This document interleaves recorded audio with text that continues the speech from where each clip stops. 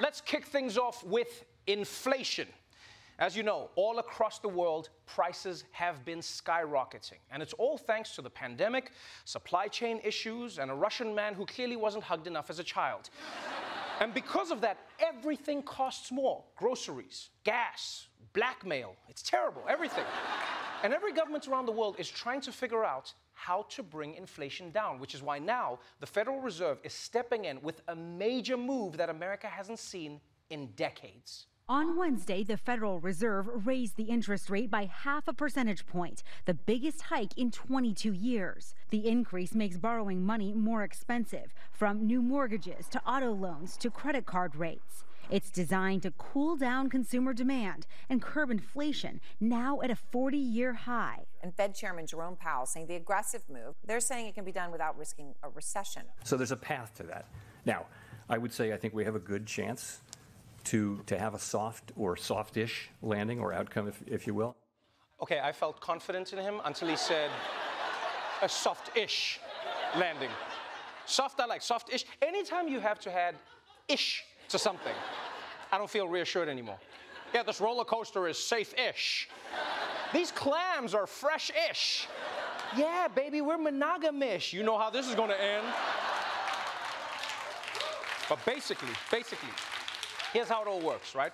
The Fed raises interest rates, which means the cost of borrowing money goes up, which means that people and businesses will spend less money, which then makes prices start to come down. And it works because higher interest rates affect so many things in your life. It makes a mortgage more expensive, it makes car loans more expensive, it makes paying off your credit card more expensive, it even makes buying Twitter more expensive. That's why Elon has to go halvesies with Saudi Arabia now.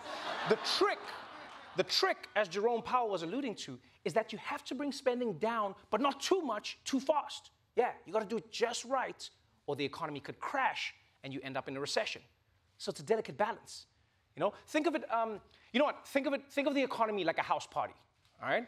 Yeah, you want it to be banging. You know what I mean? You want it to be banging, but you don't want it to get out of control because then no one can get a drink. Everyone's punching, fighting over what's left. It's chaos, basically. It's chaos. So raising the interest rates is like trying to calm the party down. Right? But if you're too extreme and you call the cops, or if you just like turn on the lights and now everyone sees who they were dancing with, now the party ends. The whole thing shuts down. That's a recession of a party. So what the Federal Reserve is trying to do is change the playlist just enough so people stay, but that also makes sure that nobody's dancing on the table. Does that make sense? You understand what we're doing here? Yeah. So it's tricky. It is tricky. But they have to try, because if they don't do something, a dollar will get you less and less every day, which is gonna suck for everyone, especially for the dollar. Man, this sucks. Back in the day, people used to use me for everything. You could buy a horse with me, you could buy a windmill. Hell, they bought Alaska with me and they got change. But look at me now. Thanks to inflation, I'm just a glorified bookmark covered in fecal matter. People don't even want to snort cocaine with me anymore.